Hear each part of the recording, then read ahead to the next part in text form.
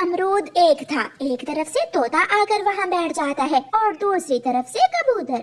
मैं पहले आया हूँ, ये अमरूद मेरा है, मैं खाऊंगा इसे। पहले मैं आया हूँ, मैंने अमरूद को पहले देखा था। दोनों में इसी बात पर लड़ाई शुरू हो जाती है। हम रानू चिड़िया के पास जाते हैं, वही हमारा न्याय करेगी। तोता वो अमरूद अपनी चोंच में लेता है और दोनों रानो चिड़िया की तरफ चले जाते हैं। रानो चिड़िया नदी के पास बैठी हुई थी। वो मकई के भुट्टे से दाना अलग कर रही थी। चिड़िया चिड़िया फैसला करो, मैं पहले अमरूद के पेड़ पर जाकर बैठा था, इसलिए ये अमरूद मेरा है। इस अमरूद को मैंने पहले देखा था। कबूतर और तोते भैया आपस में मिल बांट कर खाने से चीजें कभी खत्म नहीं होती। आप ये अमरूद आधा आधा खा लो और फिर दोनों मिलकर दूसरा ढूंढ लेना। तोता तो मान जाता है। ठीक है, मैं आधा अमरूद लेने को तैयार हूँ, लेकिन मुझे चिड़िया का फैसला स्वीकार नहीं है।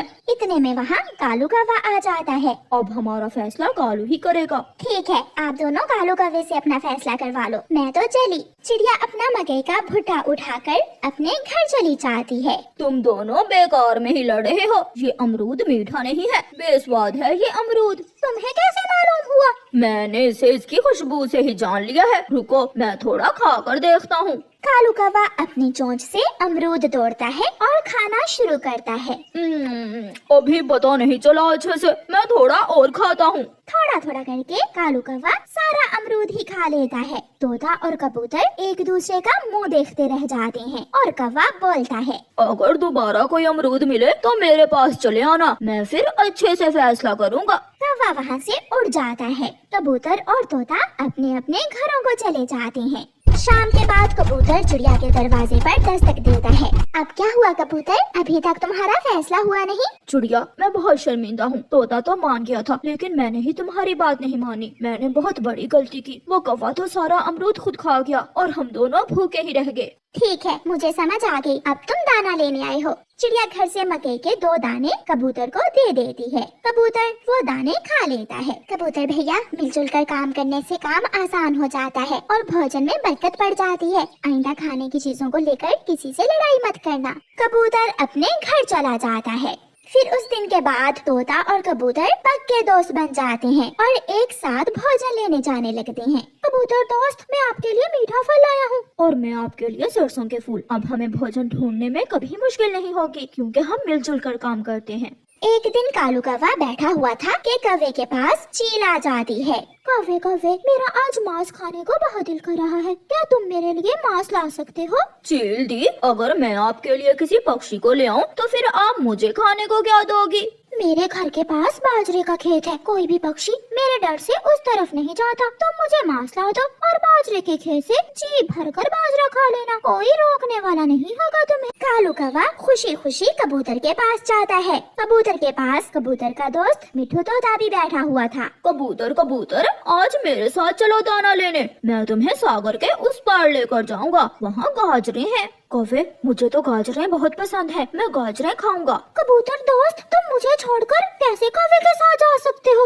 इस तोते की बातों पर ध्यान न दो। जब तक तुम इसके साथ रहोगे तुम दाना ही खाओगे और मैं खिलाऊंगा तुम्हें रंग बिरंगी सब्जियां, फल और मोटे मोटे आलू भी। तोते, आज से मेरी और तुम्हारी दोस्ती खत्म हुई। मैं कौवे का दोस्त बनना पसंद करूंगा, जो मुझे अच्छी अच्छी चीजें खाने को देगा। कबूतर कौवे की बातों में आकर कौवे के साथ चला जाता है। कौवा कबूतर को चील के घर के पास ले जाता है। तुम यहाँ रुको, इस घर में मेरा एक दोस्त भी रहता है, मैं उसे भी साथ ले लूँ, बहुत मजा आएगा। जल्दी आना, मेरे मुंह में पानी आ रहा है। कबूतर अपने ध्यान बैठ जाता है। चील दी, जल्दी चलो और सामने वाले पेड़ पर बैठे हुए मोटे ताजे कबूतर को पकड़कर खा लो। कौवे, तुम बहुत अच्छे हो, मैं हमेशा तुम्हारे साथ रहूंगी। पीछे से जाकर चील कबूतर को पकड़ लेती है। मुझे छोड़ दो चील दी। जो हर किसी पर विश्वास करता है वो हमेशा तुम्हारी तरह मेरा भोजन ही बनता है। ऐसे कहते हुए चील कबूतर को मार देती है और कौवा मजे मजे से चील के खेत से बाजरा खाता है। प्यारे दोस्तों, कभी किसी राह जाते पर भरोसा मत करो और अपने सच्चे दोस्तों का साथ मत छोड़ो। सुबह से चिड़िया काम कर रही थी। चिड़िया ने सूखी लकड़ियाँ इकट्ठी कर ली थी और कुछ सूखा घास भी। चिड़िया अपने लिए घर बना रही थी। मैं तो थक गई हूँ, मगर जब मेरा घर बन गया तो सारी थकान उतर जाएगी, क्योंकि ये पेड़ बहुत सुरक्षित है। ये पेड़ मुझे तेज धूप से बचाएगा। चिड़िया फिर से अपने काम में मगन हो जाती है। एक कौवा भी अपने लिए घर बनाने के लिए कोई अच्छा बड़ा और ठंडा पेड़ ढूंढ रहा था। ये चिड़िया यहाँ क्या कर रही है? ये पेड़ तो बहुत शानदार है, इस पेड़ पर मेरा घर होना चाहिए।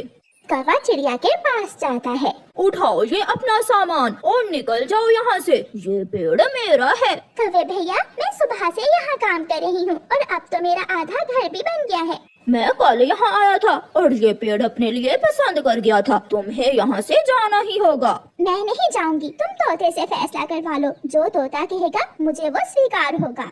अगर ये बात है तो चलो हम तोते के पास जाते हैं। चिड़िया और कौवा अपना फैसला करवाने तोते के पास जाते हैं। तोते भैया, आप जाकर देख सकते हैं, मैंने उस पेड़ पर अपना आधा घर भी बना लिया है और अब जाकर ये कौवा कहीं से आ गया है और मुझे वहाँ घर बनाने से मना कर रहा है। सुन तोते, मैं कल शाम वहाँ गया था, मेरे पास लकड़ियाँ नहीं थी, मैंने सोचा कि आज वहाँ अपना घर बनाऊंगा, मगर ये चिड़िया वहाँ आ गई और अपना घर बनाना शुरू कर दिया इसने। दोनों की बात मैंने सुन ली। कौवे देखो, चिड़िया ने अपना घर बनाने का काम पहले शुरू किया है, इसलिए वो पेड़ अब चिड़िया का हुआ। तुम किसी दूसरे पेड़ पर अपना घर क्यों नहीं बना लेते हो? सब मिले हुए हैं, तुम चिड़िया का साथ दे रहे हो, मैं ये फैसला नहीं मानता। ठीक है कौवे भैया, लड़ाई करने से अच्छा है हम कबूतर के पास चले जाते हैं। जो फैसला कबूतर करेगा मुझे वो फैसला स्वीकार होगा। हाँ ठीक है, चलो हम कबूतर के पास जाते हैं। फिर चिड़िया और कौवा कबूतर के पास जाते हैं और कबूतर को जाकर अपनी अपनी बात बताते हैं। कबूतर भैया, तोते ने भी यही कहा है कि मैं वहाँ अपना घर बनाऊं, मगर ये कौवा है कि मान ही नहीं रहा।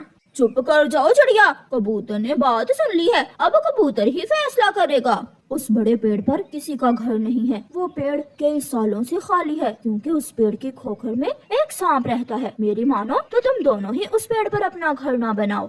कबूतर की बात सुनकर चिड़िया डर जाती है। क्या वहाँ सांप है? फिर तो मैं वहाँ नहीं रहने वाली, सांप तो मुझे खा जाएगा। ठीक है, तुम जाओ और अपनी लकड़ियाँ वहाँ से उठा लो, मैं तो उसी पेड़ पर अपना घोंसला बनाऊंगा, मैं नहीं डरता किसी सांप वाम से।